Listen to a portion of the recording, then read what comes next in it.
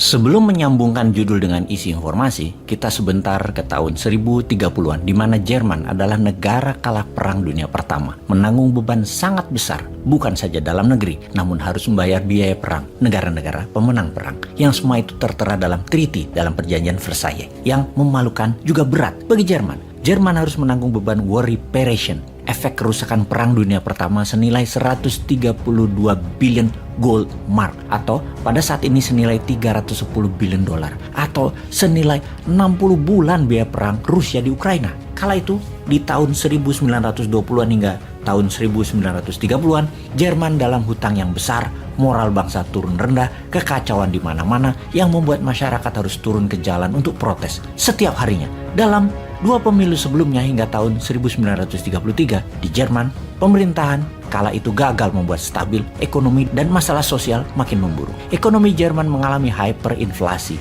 pengangguran dan ketidakpastian ekonomi. Hitler dan Nazinya memanfaatkan peluang tersebut, yaitu kekacauan negara Jerman, khususnya dalam masalah ekonomi, sebagai tema propaganda dan berhasil mengambil alih pemerintahan serta membuat Jerman menjadi negara superpower dengan cepat. Ketika 30 Januari 1933, Hitler dilantik menjadi kanseler. Selanjutnya adalah sejarah yang kita semua sudah tahu. Moral of the story, cerita di awal itu adalah masalah finansial dan inflasi bisa merubah jalan sejarah, bisa change the course of history. Bersama dengan itu semua kita kembali ke keadaan kita sekarang dalam minggu-minggu kemarin hingga saat ini dan beberapa bulan ke depan. Terdapat fakta bahwa bursa saham berkelimpangan, nilai mata uang negara lemah kehilangan nilainya, harga bahan bakar meningkat tajam, harga komoditas pangan meningkat drastis. Dan bersama itu kita menjelaskan apa arti inflasi sebenarnya dan apa pengaruh inflasi. Selain dari kekuatan daya beli atau purchasing power yang menurun, namun pada kehidupan kita sehari-hari,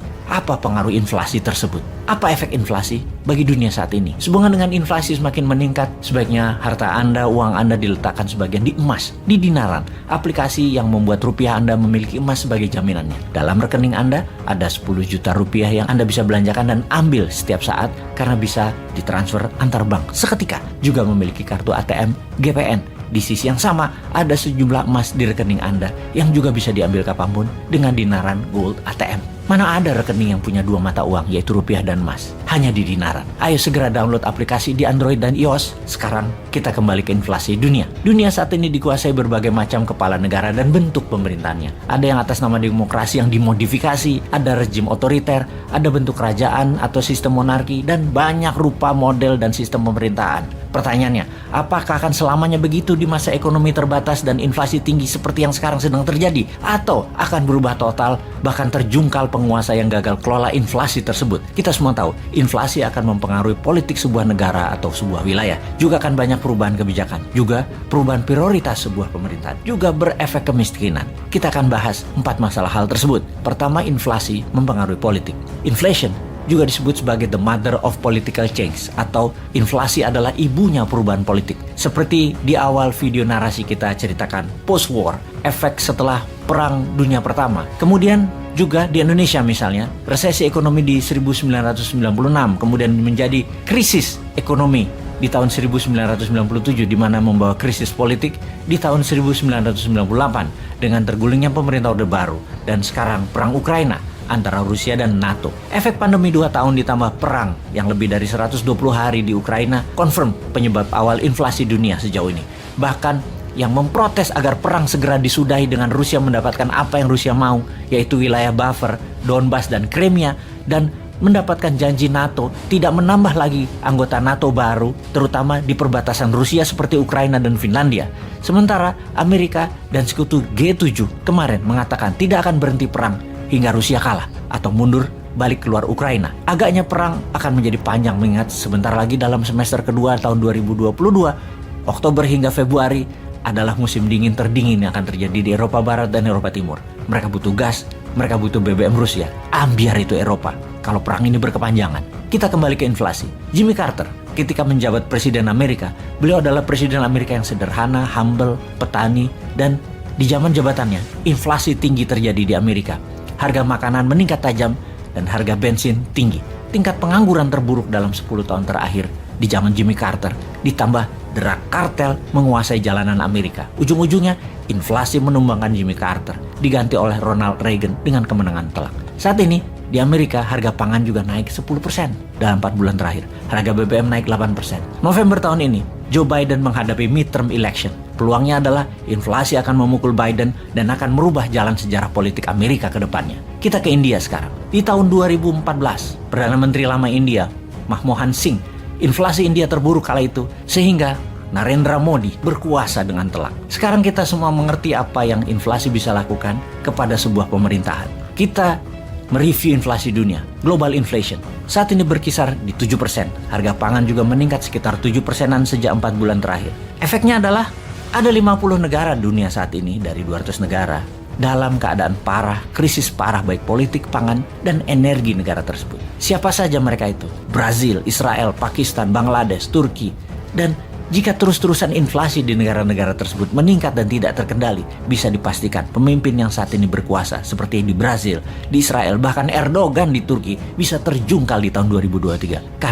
Karena meningkatnya harga-harga kebutuhan bisa menggulingkan pejabat berkuasa. Inflasi bisa juga merubah wajah sebuah negara. Lihat saja Venezuela. Venezuela memiliki cadangan minyak bumi terbesar di dunia.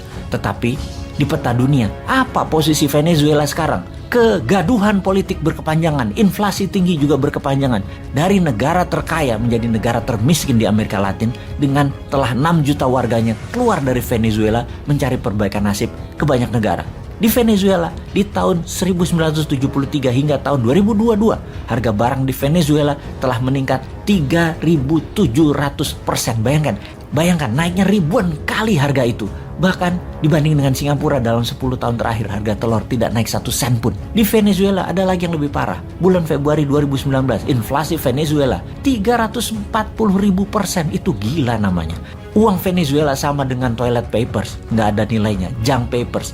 Di tahun 2019, 20% populasi rakyat Venezuela keluar meninggalkan kampung halaman. Kita lanjut inflasi dengan kebijakan pemerintah. Inflasi merubah kebijakan semua pemerintahan, itu adalah sebuah kepastian.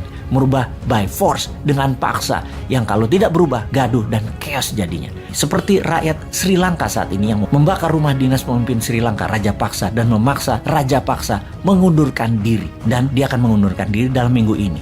Inflasi juga membuat Boris Johnson, Perdana Menteri Inggris, mengundurkan diri setelah didemo para buruh kereta api dan para guru di Inggris. Kebijakan apa yang diubah adalah kebijakan yang menguntungkan negaranya yang dilakukan seperti memproteksi. Siapa aja negara yang sudah memproteksi saat ini? Argentina misalnya, melarang ekspor soybean keluar dari negaranya. Algeria menutup ekspor pasta, gandum, gula untuk tidak keluar ekspor barang tersebut. Mesir membatasi minyak goreng. Serbia tidak lagi mengirim gandum, jagung. Juga Kosovo, gandum dan minyak jagung tidak keluar lagi. Dan banyak negara yang mementingkan warganya dengan mengubah kebijakan.